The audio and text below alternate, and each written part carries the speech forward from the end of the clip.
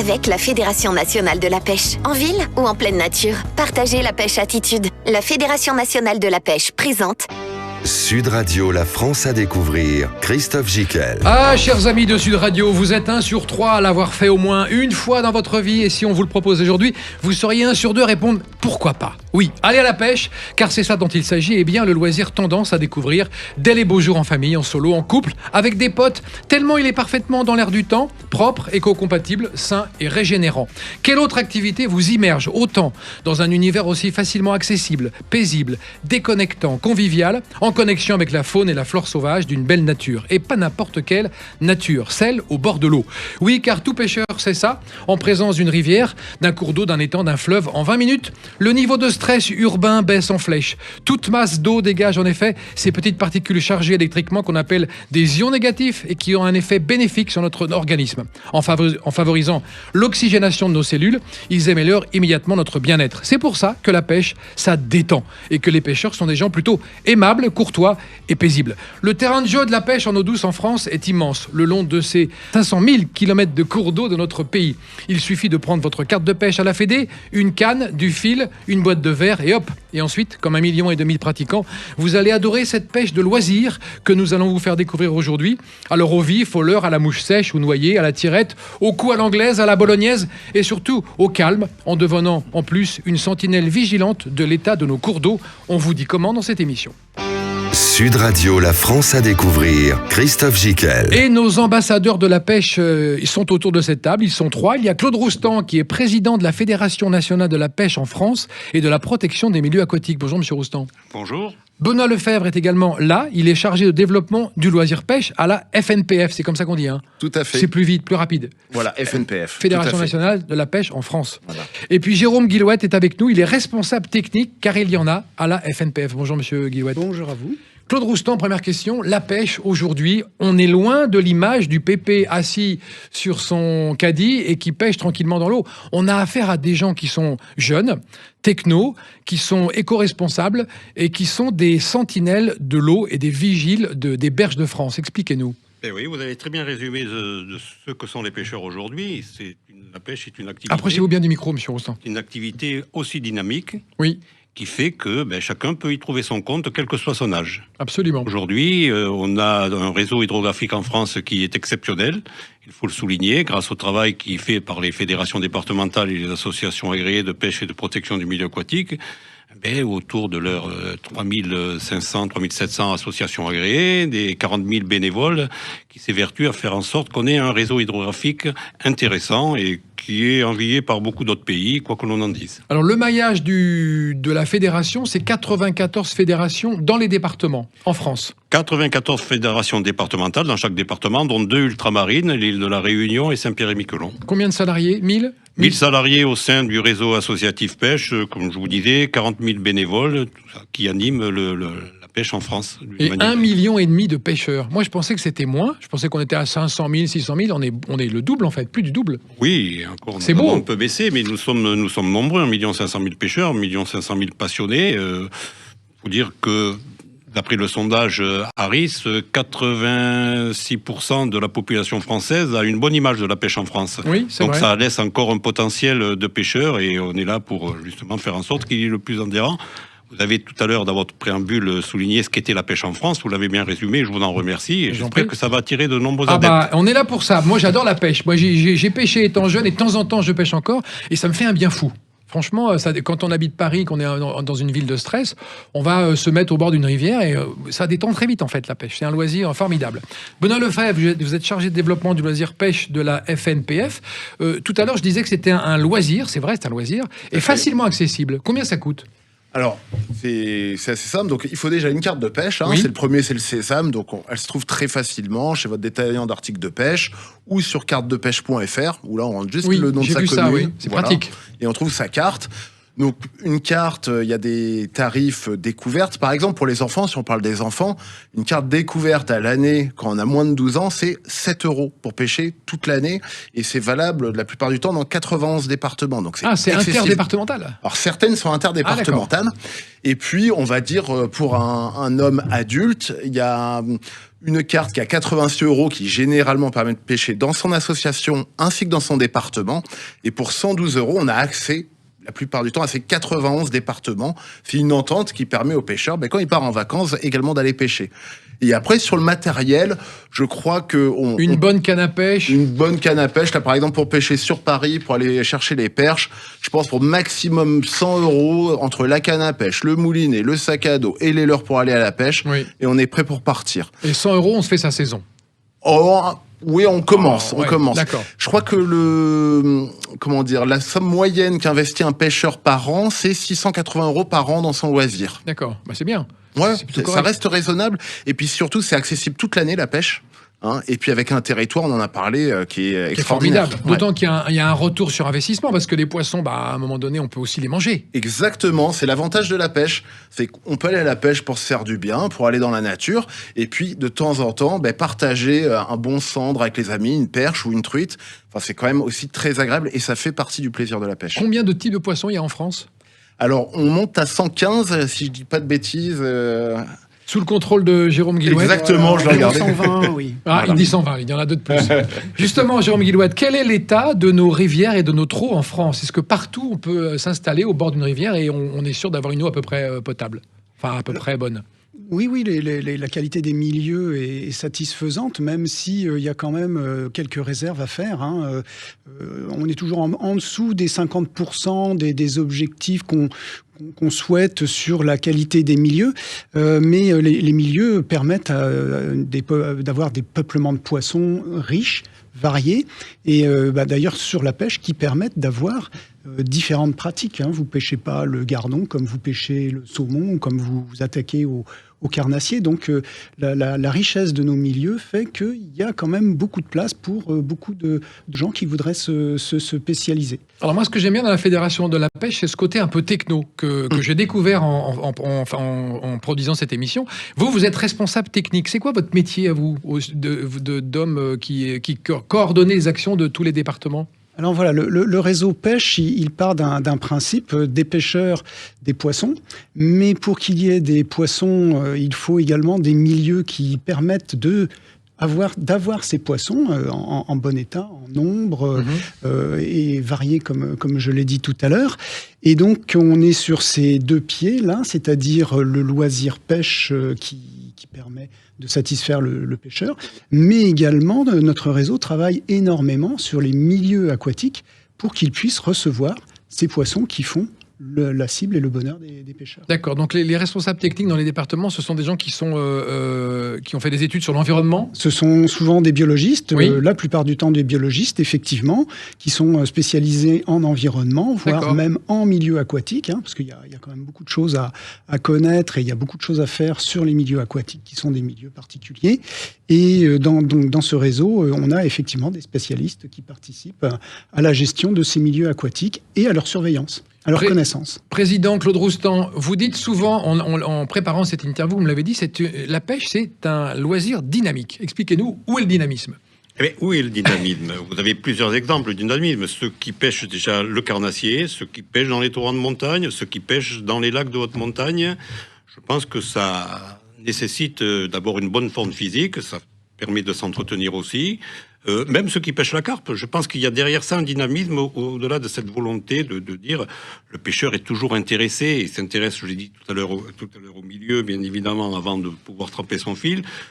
Mais donc c'est une activité physique. Il y a aussi ce qu'on appelle le stick fishing, qui est aussi une pratique qui est pratiquée par les jeunes pêcheurs sur les quais de Seine, par exemple. Que Benoît Lefebvre a longuement pratiqué. Mais Benoît, mais il le fait encore. C'est encore un street fisher. Et vous envoyez sur les bords de Seine ou sur les canaux, notamment le canal Saint-Martin, à Lyon, sur le Rhône, à Lyon. Donc voilà, c'est partout.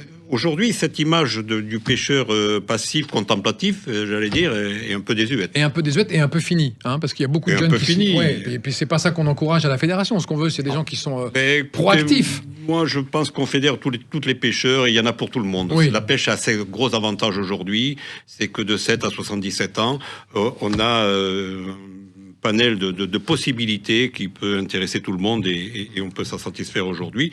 D'ailleurs, D'ailleurs, on a eu au niveau des jeunes une poussée depuis 2019, 32% de jeunes en plus. Incroyable. De moins de 18 ans qui ont pris leur carte de pêche pour pouvoir pratiquer la pêche. Et aussi, ce qui est d'autant plus intéressant, c'est que de par le travail des APPMA au titre des ateliers de pêche nature, dont pourra vous parler Benoît tout à l'heure, on intéresse ces jeunes au milieu aquatique. C'est ça. Au-delà du prélèvement du poisson, ils sont intéressés par tout ce qui a trait à la faune piscicole. Et c'est extrêmement important. Et tout, comme je vous disais tout à l'heure, au contenu et aux contenances. Et en plus, on leur apprend à déconnecter de leur téléphone portable pendant le temps qu'ils sont à la pêche. Ah ben c'est ce qu'on leur dit. Bien. Même si aujourd'hui la technologie aidant, ils se servent aussi de leur téléphone portable pour accéder à des sites de pêche. C'est vrai. Donc on a des applications, bien entendu, et la Fédération nationale, et Benoît peut vous en parler, des applications qui permettent justement de pouvoir accéder à des sites de pêche, quel que soit le territoire national. C'est génial. Alors Benoît, qu'est-ce que c'est comme explication? On les trouve où? Alors, il y a des applications de notre réseau comme Génération Pêche, par exemple, et puis il y a d'autres applications grand public. Et en fait, c'est tout le paradoxe de cette ouverture des jeunes à la pêche, c'est qu'en même temps, ça leur offre des moments de déconnexion où ils sont au contact de la nature, ou seuls, ou avec leurs amis. Et puis, il y a ce temps d'échange aussi sur les réseaux sociaux, même pour partager leurs prises, pour partager leur expérience, leurs techniques. Donc, il rattache quand même, j'allais dire, à la réalité du monde d'aujourd'hui avec ce côté réseau social, mais en même temps, ça leur offre cet instant de déconnexion qui aujourd'hui se faisait rare. Monsieur Roustan précisait, c'est plus 32%. On remarque que c'est arrivé pendant la période Covid, donc je pense qu'il n'y a pas de hasard. Il y a aussi eu un moment de besoin de déconnexion, justement, de ressortir, de se déconfiner. Et je pense à plus aux enfants, mais également à leurs parents. Et ils aiment bien se prendre en photo avec des brochets de 98 cm qu'ils ont pris dans la Seine. Par exemple. J'en ai vu une circuler il n'y a pas longtemps. Voilà, il y a des grands enfants. Je pense que quand on est pêcheur, on reste un grand enfant. On aime partager un petit peu ses belles prises, etc.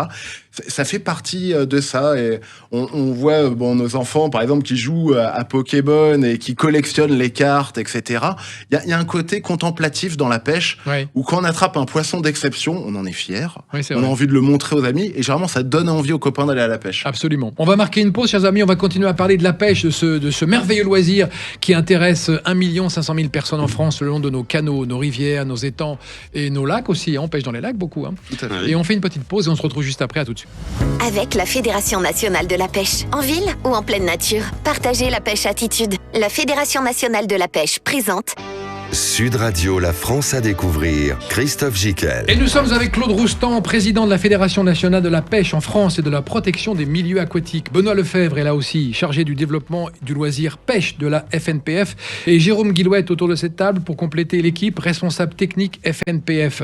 L'action des 94 fédérations départementales sur le terrain, Claude Roustan, est-ce que c'est aussi une action de gestion équilibrée de la pêche, je vais dire, dans tous les domaines? C'est une action de gestion équilibrée à la fois de la ressource halieutique, qui est extrêmement importante, l'eau, puisque nous avons des actions, nous siégeons dans toutes les instances qui ont en charge de la gestion de l'eau dans les départements. Alors, je ne vais pas rentrer dans les détails, les sages, les dages, etc.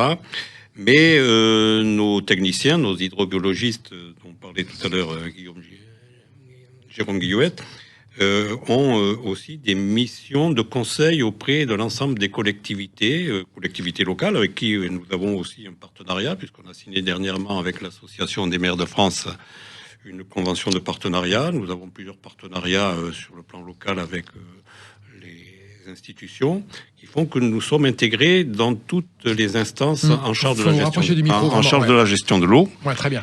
Et par ailleurs, ce que je disais aussi, ce qui nous paraît important, c'est l'action que nous menons au titre de la promotion du loisir pêche et dans l'éducation de l'environnement par le biais de ce qu'on appelle les ateliers pêche nature.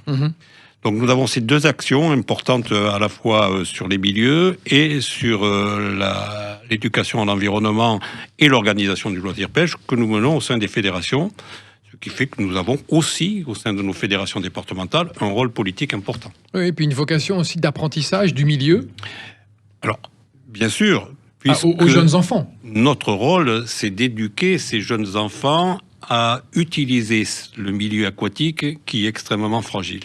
C'est vrai. On ne doit pas faire n'importe quoi.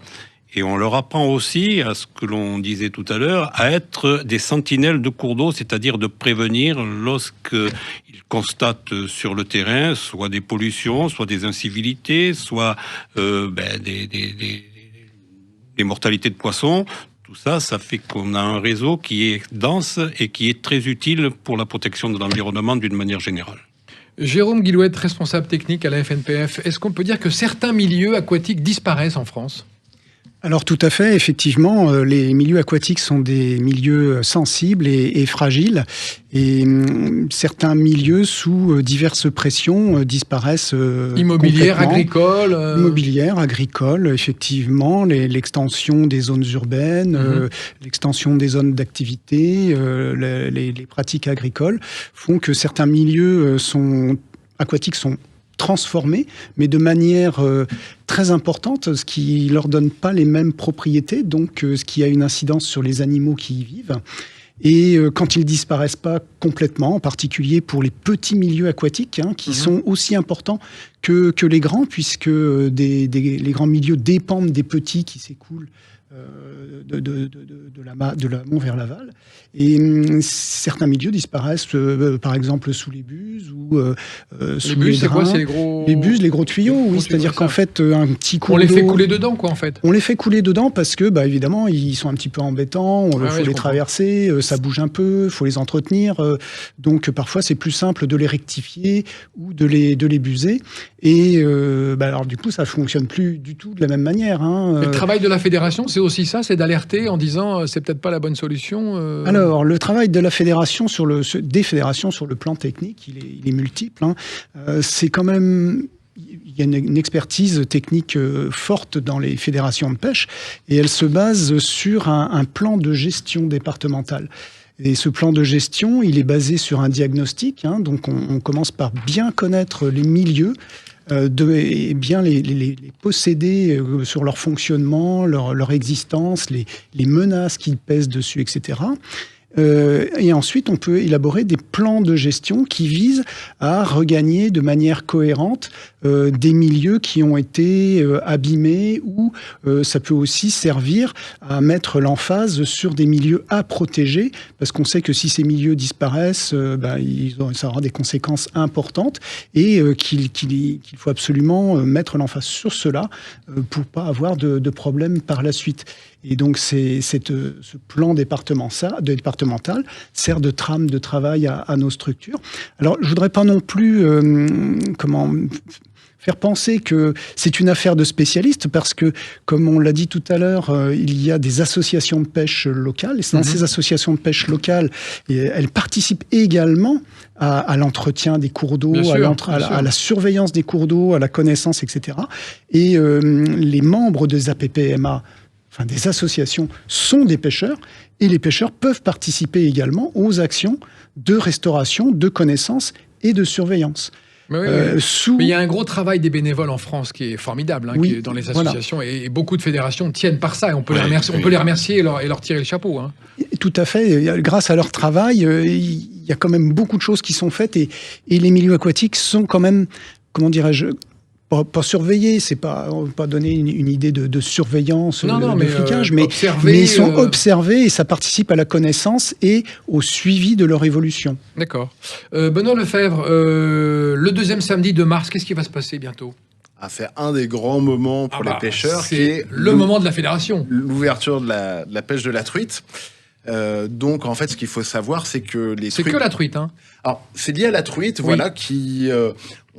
qui vit dans les milieux qu'on appelle de première catégorie. Donc, c'est plutôt les cours d'eau oxygénés, frais, où vivent les salmonidés, dont la truite. Et donc, ces milieux sont fermés à la pêche pendant quasiment 6 mois pour ce qu'on appelle le repos biologique. Donc, on laisse le temps aux poissons de se reproduire calmement, de retrouver des forces, et pour mieux le retrouver le second samedi de mars.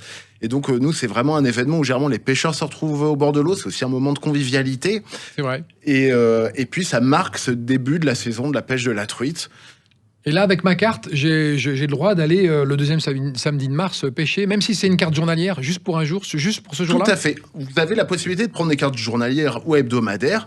ou de prendre une carte annuelle à la partir carte, du c'est 1er comme on janvier. veut. Exactement, c'est à la carte, chacun sa pêche. Et puis, à ce moment-là, dès l'ouverture, on peut se retrouver au bord de l'eau, et alors, ou seul, tranquillement, ou avec d'autres pêcheurs pour un moment de convivialité, pour aller rechercher la reine des eaux fraîches, qui est la truite. Et là, il y a aussi des cartes qui existent pour inciter les femmes à pêcher. On a des cartes découvertes Ça, je trouve ça très bien. Également à 41 € l'année. C'est Donc, top. voilà, c'est tout à fait accessible Ouais. pour permettre de découvrir notre loisir qui Qui est peu féminin. Alors, qui reste essentiellement masculin. On a 8% d'adhérents féminines. Ah, quand même, c'est bien. Et voilà, mais On a on doublé. sent. Comment ? On a doublé, je l'ai dit. Ah oui, doublé, on a ah ouais. Voilà, en fait, il y a un gros mouvement qui se fait. Et c'est vrai que de plus en plus, on parlait de l'image d'Épinal, de la pêche, un petit peu. Et ben ça aussi, ça change. C'est vrai qu'autrefois, une jeune fille qui pêchait jusqu'à 12 ans, des fois, elle avait du mal à s'imaginer en tant que pêcheuse femme. Mhm. Et aujourd'hui, on voit de plus en plus que les marques de pêche, il y a des jeunes femmes de 30 ans qui pêchent. Et on peut être tout à fait, aujourd'hui, une femme et aller à la pêche.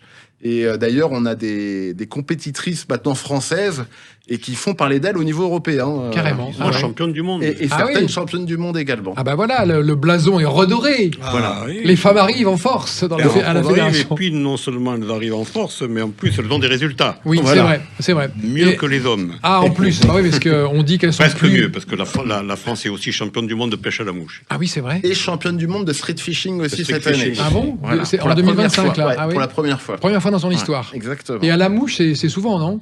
Mais ils sont souvent, c'est-à-dire qu'on a des pêcheurs de haute qualité en France, de pêcheurs à la mouche. Donc on a eu des champions du monde, bien sûr. Et je dois dire, et je voudrais les féliciter, profiter de cet instant à la radio pour féliciter tous les compétiteurs qu'il y a en France, hommes ou femmes d'ailleurs, et qui ont des résultats. Et c'est un bon vecteur pour le développement de la pêche de loisirs en général.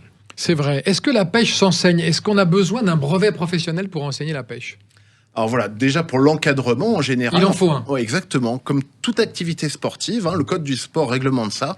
Donc par exemple, nous, nos animateurs professionnels dans les fédérations de pêche sont diplômés d'un brevet professionnel jeunesse et sport pour l'encadrement de la pêche. Et à côté de ça, on a aussi des encadrants qui sont bénévoles. Donc là, il n'y a pas besoin de formation professionnelle parce qu'on est bénévole. Par contre, nos structures les forment à quand ce même. rôle, Oui. exactement. Donc ils ont des formations sur la pédagogie de l'animation, mais également des brevets de secouristes. Voilà, c'est un des rôles de la Fédération nationale aussi, c'est de pouvoir financer nos structures départementales pour qu'elles puissent accompagner et former ces bénévoles dans leur rôle. Et si je vais pêcher, est-ce que je suis soumis à un quota de pêche ? Est-ce que je ne dois pas dépasser 20 truites, par exemple ? Parce que je suis dans un endroit où ça pêche, j'en ramène 20. Qu'est-ce qui se passe ? Alors effectivement, sur certaines espèces qui sont protégées, on a des mesures de préservation. Donc ça peut être sur des quotas, un nombre de poissons par jour, par exemple. Ça, c'est suivant par les milieux. département ? Voilà, le mieux c'est toujours Allô, de se la Fédé. Voilà, allô la Fédé, le meilleur réflexe c'est allô la Fédé, je veux pêcher à tel endroit. Quel va être le quota par exemple?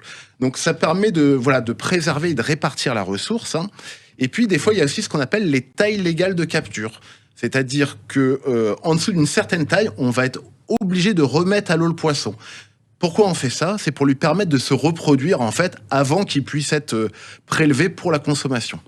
Alors quand j'étais gamin, j'allais pêcher, il y avait des gardes-pêche qui nous faisaient peur. Est-ce que ça existe toujours, le garde-pêche, Oui. président? Oui. Oui, on a un réseau de garde-pêche particulier. Qui Formé est par vous? Il est formé par les fédérations départementales, oui. Alors, on a une convention aussi, je parlais tout à l'heure des conventions avec la gendarmerie nationale dans le cadre du CEDAM, le commandement pour l'environnement et la santé, avec qui nous avons un partenariat que nous avons décliné dans chaque département, c'est-à-dire que les fédérations départementales ont passé des conventions avec les groupements départementaux de gendarmerie pour avoir une collaboration avec la gendarmerie. Mais nous formons aussi nos propres gardes particuliers, que ce soit au titre de l'environnement, mais aussi sur le plan judiciaire, pour qu'ils puissent intervenir auprès des délinquants. Mais le rôle aussi des gardes-pêche, ce sont la vitrine de la pêche aussi, quelque part. Donc, ils ont aussi un rôle de conseil, un rôle pédagogique auprès des pêcheurs, et ce qui est important, et c'est pour ça que nous les formons de cette manière-là. Mais ils peuvent sortir le carnet à amende. Mais bien évidemment, ce sont aussi des agents verbalisateurs, et ils ont le droit de verbaliser lorsqu'il y a des infractions. D'accord. Voilà. On va continuer à parler de cet univers de la pêche, chers amis. On va marquer une pause et on se retrouve dans un instant. On va apprendre ce que ça veut dire réhabiliter une frayère, qu'est-ce que c'est que des passes à poissons, tout ça avec nos amis de la Fédération nationale de la pêche en France, qui est, je le rappelle, un loisir formidable. À tout de suite. Avec la Fédération nationale de la pêche, en ville ou en pleine nature, partagez la pêche attitude. La Fédération nationale de la pêche présente Sud Radio, la France à découvrir. Et pour, Christophe tout, Gicquel. et pour tout comprendre de cette pêche attitude avec Claude Roustan, qui est président de la Fédération nationale de la pêche en France et de la protection des milieux aquatiques, nous sommes aussi avec Benoît Lefebvre, chargé de développement du loisir pêche de la FNPF, comme on dit, et Jérôme Guillouette, responsable technique de la Fédération nationale de la pêche en France. Claude Roustan, on a abordé beaucoup de points sur l'univers de la pêche. Vous aimez à dire, vous, que vous avez aussi une dimension protection de l'environnement et vigie du milieu. Sentinelle, c'est ça que vous voulez faire passer comme message à nos amis pêcheurs? Alors, c'est un des rôles importants. Alors, je voudrais quand même souligner, avant de vous répondre sur le sujet, la pêche a un rôle à la fois environnemental, un rôle social et un rôle économique. On n'a pas parlé du tourisme pêche, peut-être tout à l'heure Benoît le développera un peu, mais c'est vrai qu'aujourd'hui, nous comptons beaucoup sur notre réseau de bénévoles pour actionner ce rôle de sentinelle de cours d'eau, pour prévenir des atteintes en environnement sur les cours d'eau, ce qui est extrêmement important pour nous, bien évidemment, pour la pêche en général, le réseau associatif pêche, mais aussi pour les pouvoirs publics. On se sert aujourd'hui de ce réseau, puisque notre réseau hydrographique aujourd'hui est constitué de telle façon, et notre réseau associatif le complète par le fait que aucun cours d'eau, aucun chevelu de cours d'eau, qui sont des petits cours d'eau qui font les grandes rivières, n'échappe à la gestion d'une association agréée de pêche et de protection du milieu aquatique. C'est l'originalité de l'organisation de la pêche en France. Donc, à partir de ce réseau-là, les bénévoles, les adhérents des associations agréées de pêche et de protection du milieu aquatique jouent ce rôle essentiel de sentinelle des cours d'eau. La passion du pêcheur, finalement, c'est l'eau. La passion du pêcheur, c'est l'eau, c'est comme je vous dis, c'est le contenu et le contenant. C'est ça, oui. Donc, bien évidemment, pour nous, il est essentiel qu'il y ait de l'eau de qualité et de l'eau en quantité aussi, suffisamment pour permettre la reproduction des poissons, mais aussi la circulation des poissons. C'est pour ça que nous travaillons aussi sur ce qu'on appelle la continuité écologique, cela permet aux poissons de se déplacer et de pouvoir aller frayer et d'aller dans des zones où il peut se reproduire. Et sur la bonne qualité de l'eau qui est visuellement contrôlable, le pêcheur, c'est le premier lanceur d'alerte en fait. Alors on est le premier lanceur d'alerte et d'ailleurs nous allons travailler dans les mois qui viennent, dans les années à venir, sur ce qu'on appelle la thermie, qui est un élément essentiel pour prévenir justement dans le cadre de la modification climatique qui s'annonce et qui est déjà là d'ailleurs, de faire en sorte d'adapter notre gestion par rapport à ce changement climatique. D'accord. Et les pêcheurs sont un peu les fers de lance dans ce domaine-là. Jérôme Guillouette, responsable technique à la FNPF, est-il vrai qu'on réhabilite des berges et que plus de 1000 ont été réhabilitées cette année ou l'année dernière ? Alors, on réhabilite effectivement des berges et on réhabilite aussi beaucoup de types de milieux aquatiques. Donc, ça peut aller effectivement de la berge au fond. Les méandres des cours d'eau, ce sont des choses très très importantes. Ça offre, vous savez, les êtres vivants aiment bien, en fonction de leur spécialité, ils aiment bien avoir des milieux qui leur correspondent. Il y en a qui aiment les courants rapides, il y en a qui aiment les zones calmes. Et quand une rivière méandre, elle offre tous ces types de milieux.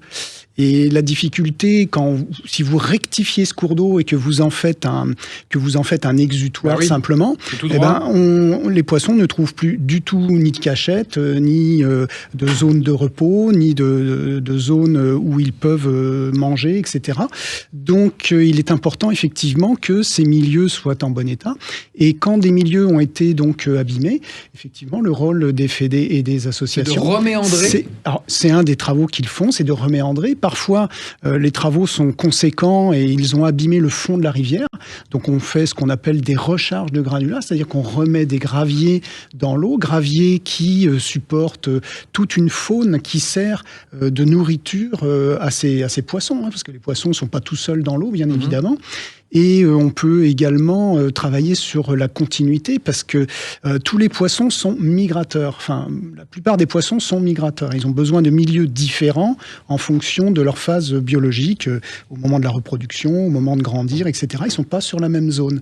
Par conséquent, il faut que les ouvrages, en gros les barrages, qui soient en travers des cours d'eau, puissent être transparents pour eux. Donc ça peut être la suppression de l'ouvrage quand il est inutile, ça peut être la gestion de l'ouvrage en ouvrant les vannes au bon moment pour que les poissons passent, ou ça peut être ce que l'on appelle des passes à poissons, qui sont, pour donner une image un petit peu rapide, des escaliers qui leur permettent de monter, mais qui permettent de descendre aussi dans le cadre des centrales hydroélectriques qui ont des hélices qui peuvent blesser les poissons. On essaye de leur offrir des passages alternatifs pour qu'ils ne passent pas par ces turbines. Donc il y a tous ces travaux-là, et on peut aussi restaurer des frayères, mettre des accès à des frayères. Il y a vraiment beaucoup de travaux possibles en fonction du contexte dans lequel on est. On ne fait pas les mêmes travaux pour la truite qu'on fera pour le brochet. Oui, et puis en fonction des milieux et de la diversité. Et en fonction des la milieux. Montagne, la plaine, tout à fait différent. Est-ce qu'on peut dire que les eaux se réchauffent ? Les eaux se réchauffent, on le constate. Les eaux de nos rivières. Hein. Les eaux des cours d'eau, les eaux des plans d'eau. Les eaux se réchauffent, c'est mesuré. Alors évidemment, ça paraît des chiffres un petit peu faibles, 0,3 degrés sur quelques années, etc. Oui, mais c'est la truite qui n'est pas contente. Alors, exactement, hein, les poissons ne régulent pas leur température. Donc ils subissent la température du milieu dans lequel ils sont.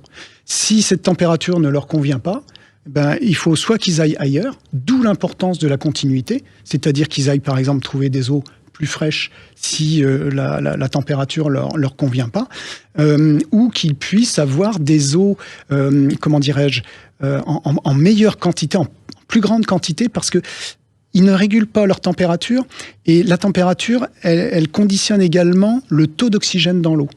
Et c'est très important. Donc si jamais vous avez des températures élevées, les poissons peuvent s'en sortir, mais à condition qu'il y ait beaucoup d'eau pour qu'elles soient vives et donc oxygénées. Donc, il y a l'aspect quantitatif et il y a l'aspect qualitatif de l'eau qui est important. Et il faut jouer sur les deux pour permettre aux populations de se maintenir. D'accord. Benoît Lefebvre, vous êtes pêcheur, vous êtes chargé de développement du loisir pêche de la FNPF et pêcheur également. Est-ce que votre rêve à vous, c'est quoi? C'est la carpe, le gardon, le brochet, la blette, Alors, moi, je suis un pêcheur un peu touche à tout. Ah, d'accord. Voilà. Donc, suivant la saison, je vais pouvoir m'adonner à ma passion de différentes manières.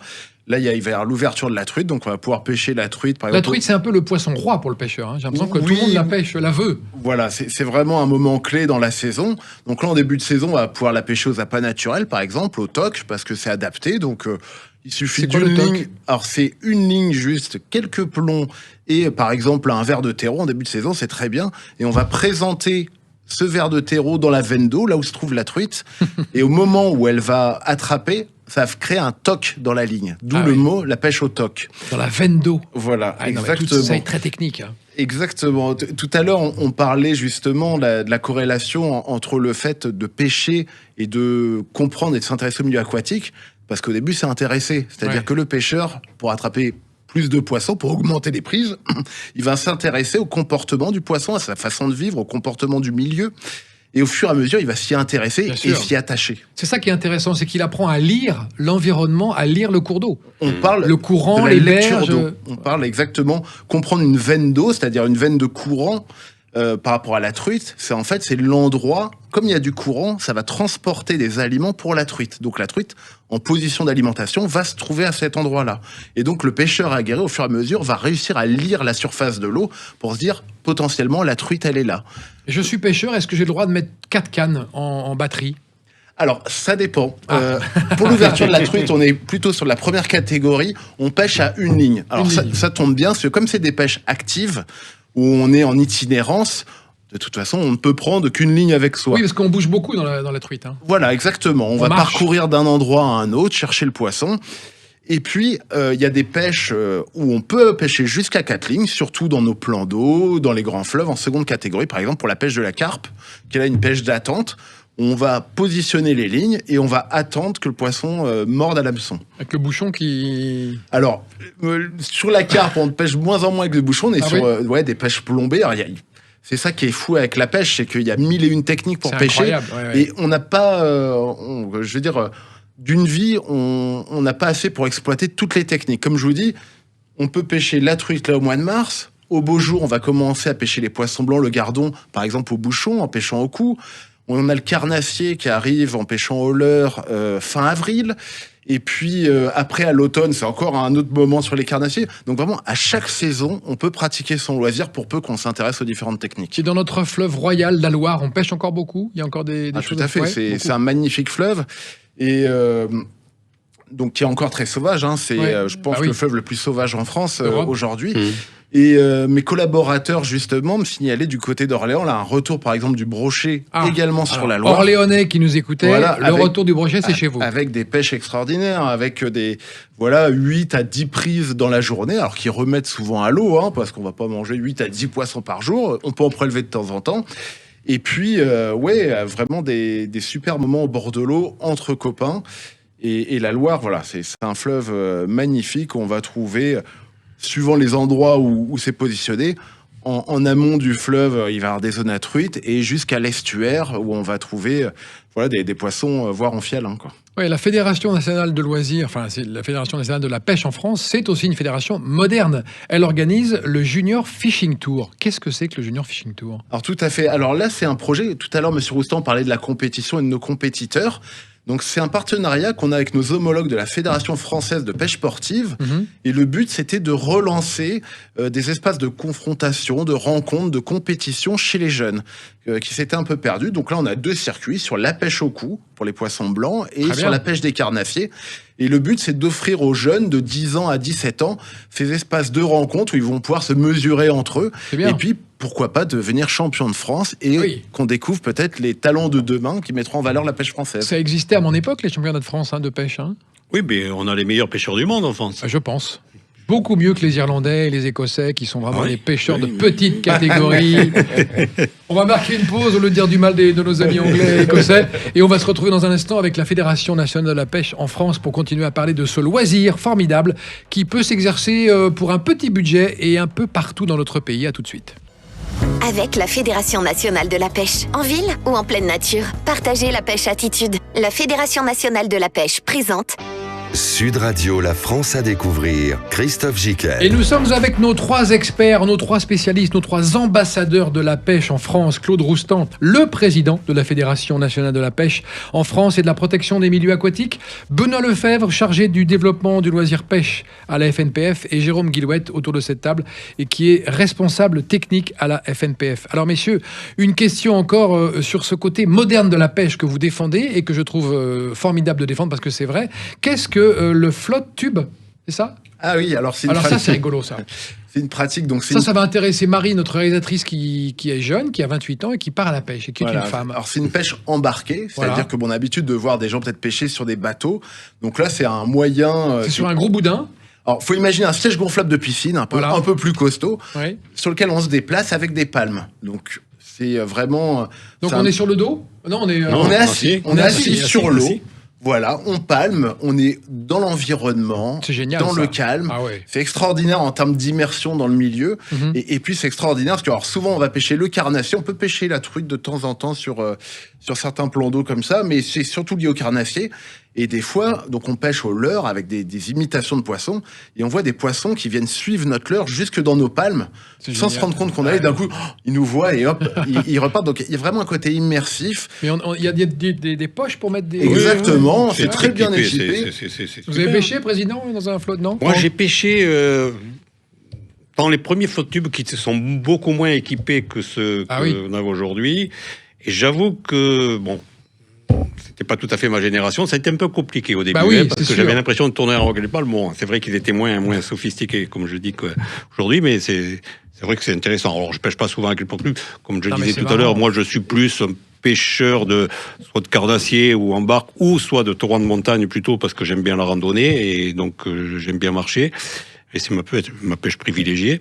Mais c'est vrai que parler tout à l'heure de dynamisme, voilà un exemple aussi de modernité, de dynamisme de la pêche en France qui intéresse beaucoup de jeunes. Et puis une fois de plus, très accessible. C'est-à-dire un flotte tube, à partir de 200 €, on peut en trouver. C'est pas dur à stocker, vu que c'est gonflable, on le dégonfle, même dans un appartement, ça tient. Et ça permet... Et on met ses hameçons, c'est tout on met ses boîtes de rangement, il y a des rangements on et a tout tout sur place. On part avec Son nos petites sandwich. balles, son sandwich. On fait attention à ses clés de voiture Ah pour bah pas oui. les perdre. Ouais. Voilà, ça m'est déjà arrivé. Plouf. Donc, Comment ça, plouf? ouais, exactement. Et voilà, et ça permet vraiment de démocratiser cette approche de la pêche embarquée où la pêche prend encore une autre dimension. Là, quand on est sur l'eau, on est en immersion totale dans le milieu, presque avec les poissons. C'est assez formidable. Est-il vrai qu'il est recommandé, quand on croise un pêcheur, de ne pas faire de bruit? Bon. Non. Alors, on peut parler. C'était vrai avant ça. Voilà. Je me souviens quand j'étais gamin, les pêcheurs En fait, ils c'est- disaient chut. C'est surtout les vibrations. C'est-à-dire, Oui. ce qui est déconseillé, c'est de courir, par exemple, Voilà. au bord de l'eau. C'est ça. On Ou peut- de jeter un caillou. On peut tout à fait parler à un pêcheur. Faut éviter de lui dire bonne pêche. Oui. Généralement, ça Ouais. c'est un peu les traditions. Ça l'énerve. Ça peut, mais non, au contraire, je veux dire, le pêcheur, c'est quelqu'un qui est surtout dans le partage. Et moi, c'est un grand plaisir quand je pêche, quand il y a des enfants qui passent avec des parents, par exemple, de montrer le fruit de sa pêche, de parler de l'environnement, de montrer comment on fait. Et ce qui Il est doit partager la rivière aussi avec des kayakistes, des fois. Exactement. Ouais, donc, voilà, on n'est pas les seuls utilisateurs de la rivière. Et je pense qu'aujourd'hui, les pêcheurs savent partager voilà, la rivière. Et sont... Enfin, je veux dire, sur ça, c'est... Je perds mes mots, je suis désolé. Non, je t'en prie. Non, c'est vraiment... je pense qu'il y a une attention particulière du pêcheur, voilà, de faire attention aux autres À utilisateurs son de l'eau. environnement, et Voilà. il interagit avec les... Parce qu'il n'est pas tout Il y a seul. une dimension très humaine dans la pêche. Oui, c'est vrai. Exactement. Ouais, c'est vrai. Et j'y tiens beaucoup, et nous y tenons beaucoup, hein, je parle en mon nom, mais la pêche est basée aussi sur la convivialité. Absolument. Et je pense que dans cette période aujourd'hui, on a tout intérêt à le développer et à le maintenir. Est-ce que quand un pêcheur s'installe sur une berge, l'autre pêcheur ne doit pas s'installer? Il y a une distance limite? C'est quoi Il n'y le a bon, pas le de bon sens? distance de le droit, bon sens. mais C'est le savoir-vivre et le bon il y sens. a juste le fait que ça part du bon sens et ça part aussi de la discussion. Et comme le disait Benoît, la pêche c'est aussi un moment de partage. On va pas, je veux dire, à la pêche pour se prendre la tête. Ah bah non, c'est sûr. Non, mais en général, Voilà, en général, les pêcheurs, ce que je disais, c'est plutôt des gens paisibles, zen. Et il y a peu, de temps en temps, ça grogne un peu, mais ça va pas plus loin. Permettez-moi, mais Président, vous avez grogné, vous, je le des sens. fois, il faut que l'on grogne parce que quelquefois, on a des attentes fortes pour la protection des milieux qui ne viennent pas, donc on est obligé de montrer un peu les dents. Ouais. C'est ce que nous faisons. C'est ce que nous faisons sur le plan départemental et ce que j'arrive à faire sur le plan national quand les choses ne vont pas comme elles devraient aller. Et vous avez parfois pas les oreilles qui vous écoutent dans les ministères, mais vous êtes là pour... Mais donc, il faut qu'on enfonce le clou pour qu'on soit écouté. Là, vous avez un combat en ce moment à partager à nos auditeurs? Oui, on a un combat, c'est celui de la possibilité d'avoir un arrêté pour permettre la régulation des cormorans. C'est un combat et j'espère que nous allons le gagner. Mais Les cormorans qui sont le concurrent du pêcheur, parce que un cormoran, ça mange énormément de poissons.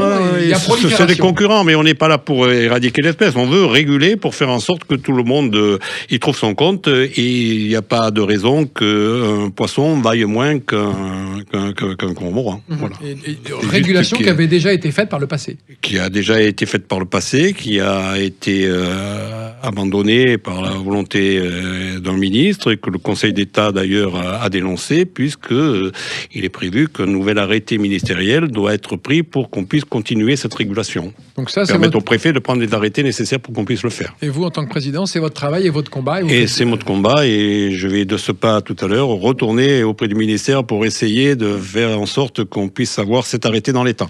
Bon, je vous souhaiterai bon courage tout à l'heure quand on se quittera. Est-il vrai qu'il y a l'option pêche au baccalauréat, Benoît? Oui, ça arrive dans certains territoires. Donc, c'est une option qui est proposée aux lycéens.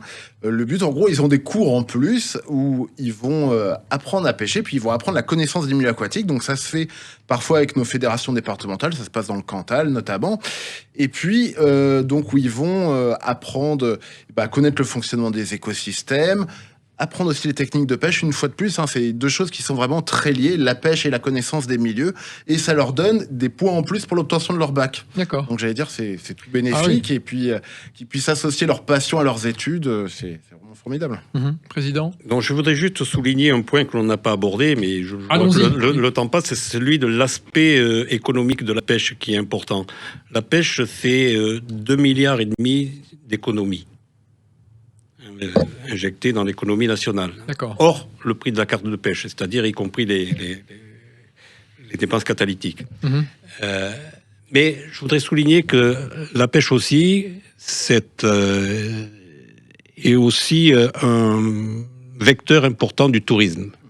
dans les départements, notamment dans les départements ruraux, comme le mien, et nous faisons des actions auprès des hébergeurs avec des partenariats et des labels que nous avons spécifiques pêche pour certaines locations. Oui, c'est vrai. Les campings, par exemple, pourraient être intéressés. Les campings, mais aussi auprès des hébergeurs.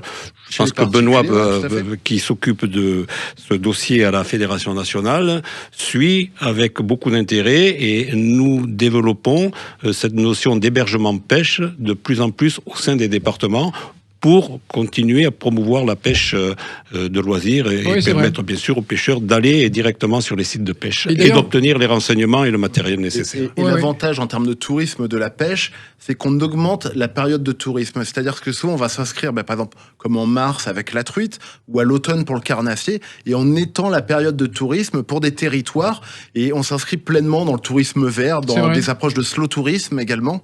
Et c'est vraiment tendance. Et donc, on a des labels liés aux hébergements pêche, mais également sur des parcours spécifiques, des parcours découvertes, des parcours famille, pour accueillir les familles, et des parcours passion, où là, vraiment, les aficionados, des spécialistes de certaines techniques, vont trouver leur plaisir. Et ce qu'il faut savoir, c'est de plus en plus, les collectivités, notamment les régions, sont intéressées par la pêche dans le tourisme et travaillent avec nos structures. Il faut saluer le travail de nos coordinateurs régionaux qui, de plus en plus, comme ça, travaillent avec les régions pour, en fait, développer le tourisme et notamment le tourisme pêche. Oui. La pêche a vraiment quelque chose à apporter. Absolument. Et moi qui travaille beaucoup avec les offices du tourisme dans l'émission La France à découvrir, on travaille beaucoup sur le tourisme. Souvent, la pêche est peu présentée en activité possible dans les régions. Souvent, c'est un peu le parent pauvre. C'est justement pour ça que je voulais le souligner aujourd'hui. Notre, et vous avez des départements où la pêche est un vecteur très important en termes d'économie touristique. Absolument. Oui, l'Aveyron, l'Ariège, le Cantal, les Alpes-de-Haute-Provence, les Hautes-Alpes, la Savoie, les Hautes-Savoie. Enfin, je pourrais en parler en Bretagne, etc. Bon, dans les Pyrénées, vous avez des... C'est extrêmement important et ça représente un montant assez conséquent et non négligeable au niveau de l'économie touristique par département, voire par les régions. Et c'est pour ça que nous avons aussi nos départements et les fédérations régionales, les associations régionales des fédérations de pêche plutôt, ont des partenariats avec les régions administratives pour développer aussi cette notion de tourisme pêche. Qu'on doit présenter un peu plus aux gens qui viennent visiter une région comme une activité possible dans tous les départements de France. Vous avez cité tout à l'heure et vous avez souligné le partage donc de la ressource au niveau des activités. Vous parlez des sports d'eau vive d'une manière générale. Bien évidemment, on n'a rien contre les sports d'eau vive. Ils ont le droit aussi de pratiquer. Mais les pêcheurs sont là aussi. Bien sûr, oui. Et je souligne aussi que les pêcheurs paient une redevance aux agences de l'eau pour l'utilisation de la ressource. Ah oui. Ce que ne font pas les autres. D'accord. Ça, c'était le mot du président, qui remet les pendules à l'heure. Et qui sont réinvestis dans les milieux. Je crois que c'est 10 millions d'euros par an, comme ça, de RMA, ce qu'on appelle la redevance milieu aquatique, et qui sont réinvestis par les agences de l'eau dans des actions pour le milieu. Président, le mot de la fin va être pour vous. Il nous reste une petite minute d'émission. J'aimerais que vous me racontiez votre pêche, la dernière qui vous a procuré le plus de plaisir. Dans la région où vous êtes, vous allez pêcher en montagne, vous aimez le torrent. Moi, je suis dans les Alpes-de-Haute-Provence. Alors, donc la pêche qui me passionne le plus. Il est où votre petit coin? Mon petit coin, vous savez, il n'est pas loin de chez moi. Ouais. J'ai la chance d'habiter dans une petite commune rurale où nous sommes très peu d'habitants, où on a une rivière qui est pas très loin, un petit cours d'eau. Qui s'appelle comment? Qui s'appelle la Bernarde. La Bernarde. Alors, juste pour souligner, j'ai aussi la chance d'être maire de ma petite commune et du lieu où j'habite pour aller à la mairie, il y a 7 km. Et donc, je prends le plaisir en allant à la mairie, selon le temps, selon la période, de m'arrêter et puis de faire mes petits coins privilégiés pour prendre mes poissons. Des truites? Des truites, bien sûr, essentiellement. Oui, bien sûr. Que je rejette ou pas, selon le cas. Oui, parce qu'il y a le no-kill aussi.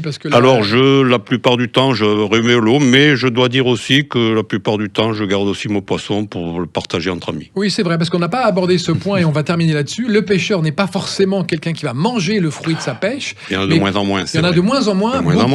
Beaucoup les relâchent et je trouve cette nouvelle philosophie de la pêche admirable. On relâche le poisson. On a joué avec lui, on le relâche. C'est un point essentiel et vous avez raison de le souligner. Et c'est le travail que nous faisons au sein des ateliers de pêche nature, et Benoît pourrait vous en parler, où on apprend aux jeunes pêcheurs à manipuler le poisson. Bien, on n'interdit pas de le garder et de le manger, comme ça a été dit tout à l'heure. Mais par contre, il y a une technique particulière pour qu'on puisse relâcher le poisson sans qu'il y ait de dégâts et qu'il puisse reprendre une vie. Mais sans le blesser. Donc, il y a toute une manipulation à apprendre et nous le faisons au sein des ateliers pêche nature et c'est extrêmement important.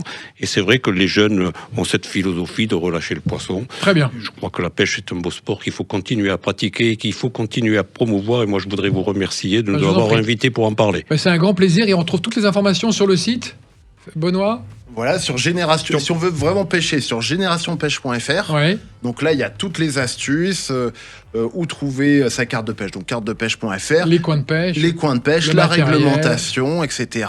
Et quand on a moindre doute, on recherche sur Internet la fédération départementale. Et là, il y a des professionnels qui sauront vous guider pour aller à la pêche près de chez vous. Bravo. Merci messieurs, Claude Roustan, Benoît Lefebvre et Jérôme Guillouette d'avoir aussi bien parlé de votre sport favori, sport de loisir et de pleine nature, de connexion avec la nature formidable qu'est la pêche.